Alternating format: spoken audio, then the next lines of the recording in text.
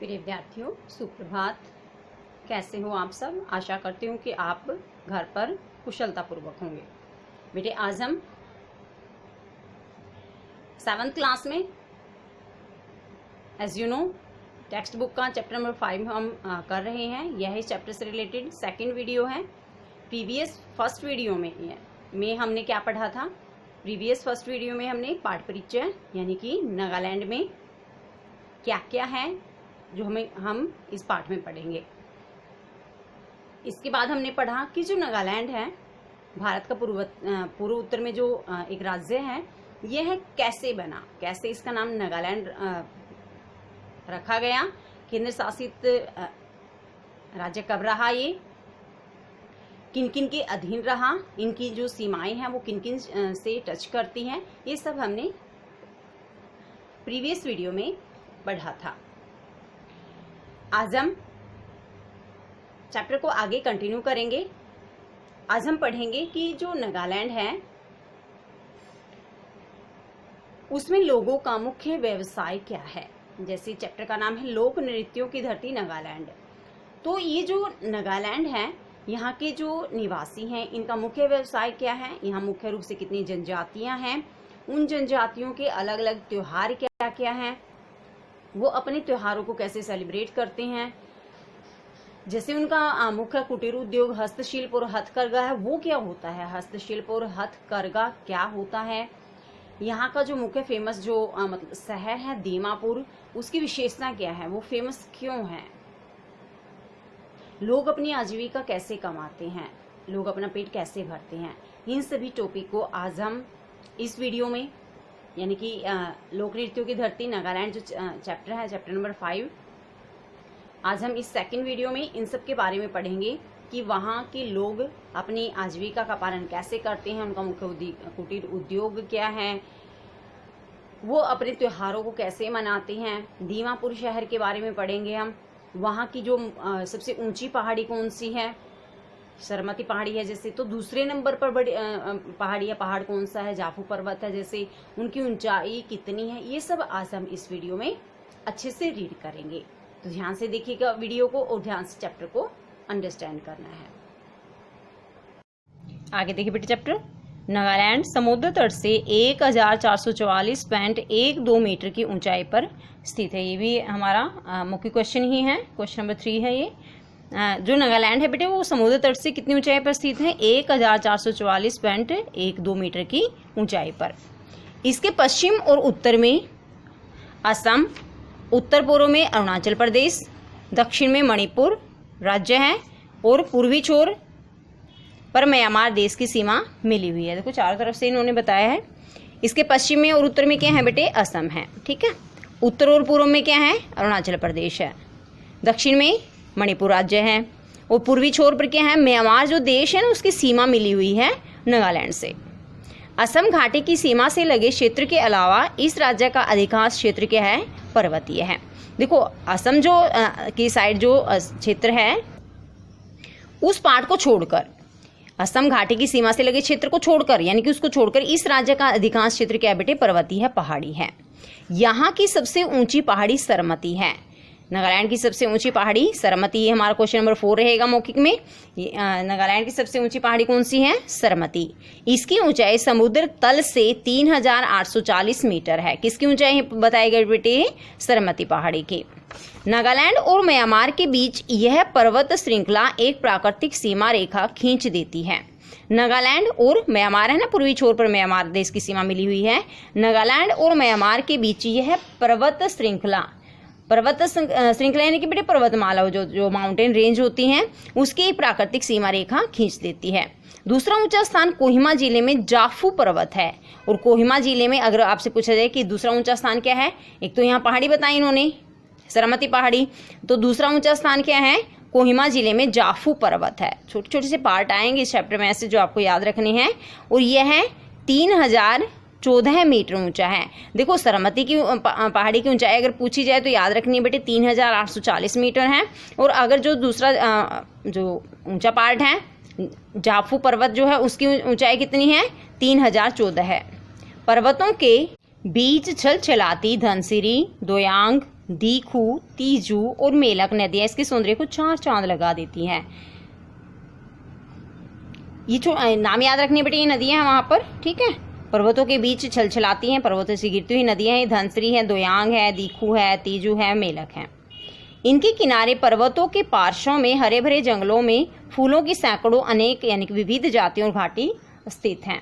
इन्होंने कहा कि इनके किनारे, इन जो पर्वतों के से जो नदियां छलछलाती हैं, इन नदियों के किनारे पर्वतों के पार्श्वों में, पार्श्व होता बेटे बगल में यानी कि साइड में, पर्वतों के साइड में हरे भरे जंगलों में, हरे भरे जंगल हैं, पहाड़ है ना, तो वहाँ पेड़ पौधे भी बहुत सारे बेटे जंगल हैं।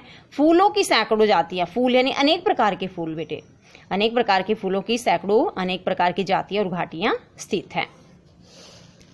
ये देखिए, यहाँ की लगभग 70% जनता कृषि पर आधारित है। ज्यादातर मतलब जो जनता है बेटे, उसका मुख्य व्यवसाय क्या है? खेती है।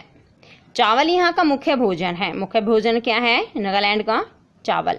मुख्य फसलें कौन कौन सी हैं? चावल, मक्का और दालें। ये भी मुख्य क्वेश्चन रहेगा। यहाँ की मुख्य फसलें कौन कौन सी हैं? चावल, मक्का और दालें। गन्ना और आलू की फसलें भी होती हैं, गन्ना भी उगाया जाता है बेटे और आलू भी।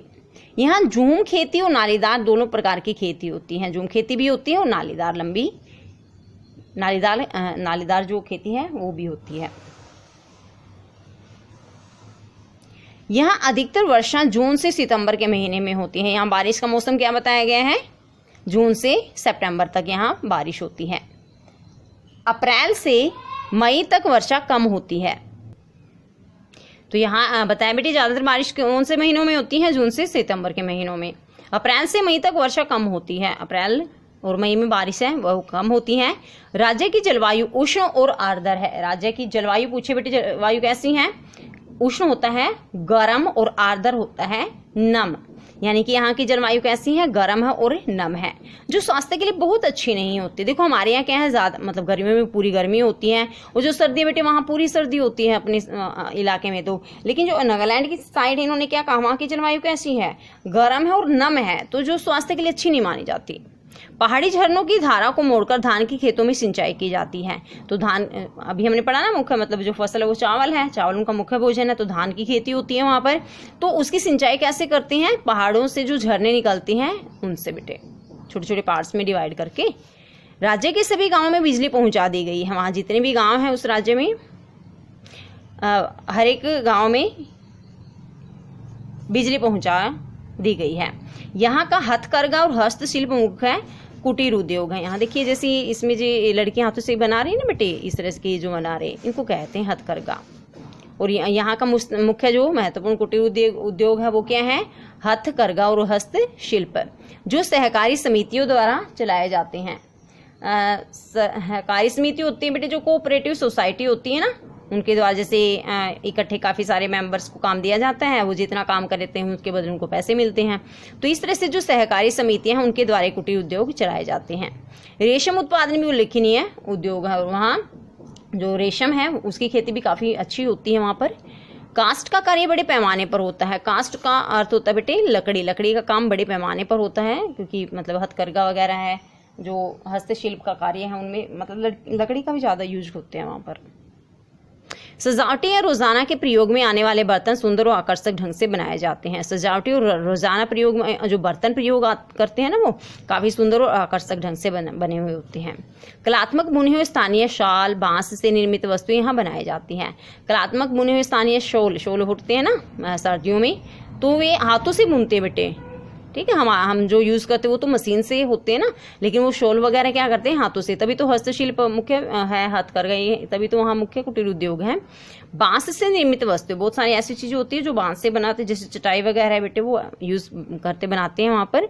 बांस और बेंत की अच्छी टोकरियां, जिन्हें पीठ पर लाद कर सामान ढोया जाता है। देखो यहाँ जैसे ये जो पार्ट दिख रहा है ना आपको, ये मतलब टोकरी है ये, तो ये टोकरी ऐसे बना देते हैं वो, जिससे मतलब जो काम में यूज़ की जाती है, जिनको पीठ पर लाद दे पर मतलब सामान अगर है उसमें, तो पीठ पर लाद कर अच्छा आसानी से सामान ढो सकते हैं। बांस की चटाइयों की ढाल भी बनाई जाती है, अभी मैंने बताया ना, तो बांस की चटाइयाँ भी बनती है वहाँ पर।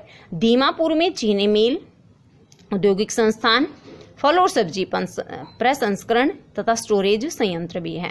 दीमापुर वहाँ का मतलब अच्छा शहर है, फेमस शहर है, प्रसिद्ध शहर है बेटे। तो वहाँ क्या है, दीमापुर में चीनी मिल लगी हुई है, औद्योगिक संस्थान है वहाँ पर, फल और सब्जियाँ जैसे गोदाम वगैरह है बेटे वो भी है वहाँ पर, और स्टोरेज संयंत्रण वही है, ये संयंत्र होता है बेटे जो यंत्रों और औजारों आदि का समूह होता है। देखो जो दीमापुर है ना वो एक ऐसा शहर है बेटे जो मतलब दोनों साइड से जो रेल मार्ग से भी जुड़ा हुआ है और वायु मार्ग से भी जुड़ा हुआ है। चीनी मिल भी है वहाँ पर, औद्योगिक संस्थान भी है, फल और सब्जियाँ काफ़ी मात्रा में वहाँ मिलती हैं, और स्टोरेज संयंत्र भी है, मतलब जो औजार वगैरह हैं वो भी वहाँ भरपूर मात्रा में मिलते हैं।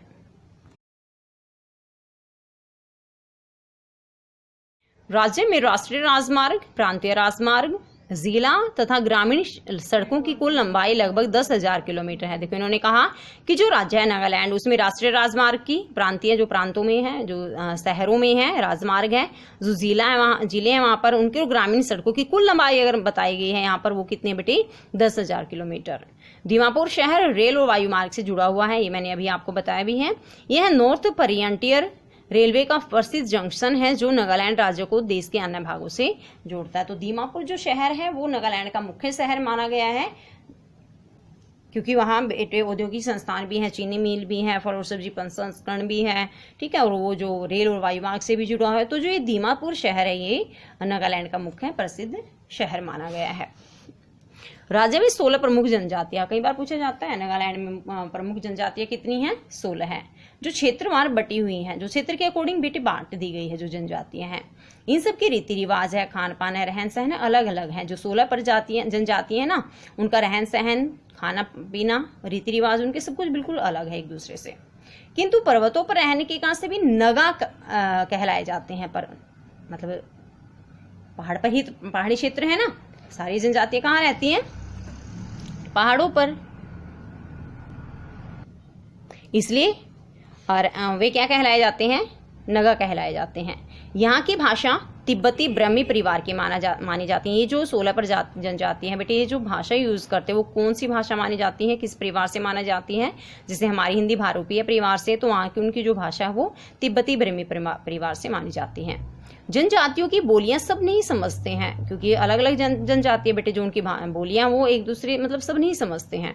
जैसे मान लीजिए हम हैं बिहारी, अगर कोई बेटे बोलता हमें सुन जाता है कि हम उनकी भाषा को समझ लेते नहीं ना, तो ऐसे ही वहां पर है। वे नगा, असमी, बांग्ला, हिंदी, अंग्रेजी की खिचड़ी भाषा के द्वारा एक दूसरे से विचारों का आदान प्रदान करते हैं। कुछ ऐसे हैं जो असमी समझते हैं, कुछ बांग्ला, कुछ हिंदी, कोई अंग्रेजी, ठीक है। तो जो कुछ भी समझता है उसके मतलब मिला जुला मतलब लैंग्वेज का वो यूज करते हैं और अपने विचारों को एक दूसरे से आदान प्रदान करते हैं। इसे नगामीज कहते हैं। किसे कहते हैं नगामीज, जब मतलब कई सारी भाषाओं को मिलाकर एक दूसरे से विचारों का आदान प्रदान करते हैं उसको क्या कहते हैं, नगामीज कहते हैं। अंग्रेजी और हिंदी सभी भागों में समझी जाती हैं। अगर पूछा जाए ना कि नागालैंड में कौन सी भाषाएं सभी भागों में समझी जाती हैं, वो है बेटे अंग्रेजी और हिंदी। शाल यहाँ की मुख्य पोशाक है। मुख्य पोशाक क्या है यहाँ की, शाल। जाति और समुदाय में इसका रंग या डिजाइन अलग अलग होता है। मुख्य तो है शाल ही, लेकिन जैसे जनजातियां अलग अलग हैं तो बेटे उनका जो मतलब डिजाइन है, रंग है, वो अलग अलग होता है, ठीक है। तो यहाँ की ये मुख्य पोशाक है। तो आज के लिए बेटे काफी है ये। तो आज देखो हमने यहाँ ये पढ़ा कि उनका मुख्य व्यवसाय क्या है, नदियाँ कौन कौन सी निकल रही हैं, उनका हस्तशिल्प हथकरघा क्या है, मतलब जो दीमापुर शहर है वो क्यों प्रसिद्ध है, वहाँ के लोग मतलब जो बर्तन है वो कैसे यूज़ करते हैं, कैसे बर्तन होते हैं वहाँ के लोगों के द्वारा प्रयोग किए जाने वाले, ठीक है। जनजातियाँ कौन कौन सी वो कैसे बटी हुई हैं, दीमापुर शहर की मुख्य विशेषताएं क्या है, और जो भाषा वो कहाँ से निकली हुई है, नगामीज किसको कहते हैं, मुख्य पोशाक क्या है। आज के लिए ये काफ़ी है बेटे। तो कल हम चैप्टर को आगे रीड करेंगे। आज के लिए आपका होमवर्क है कि आपको इसके बहुत अच्छे से चैप्टर को रीड करना है।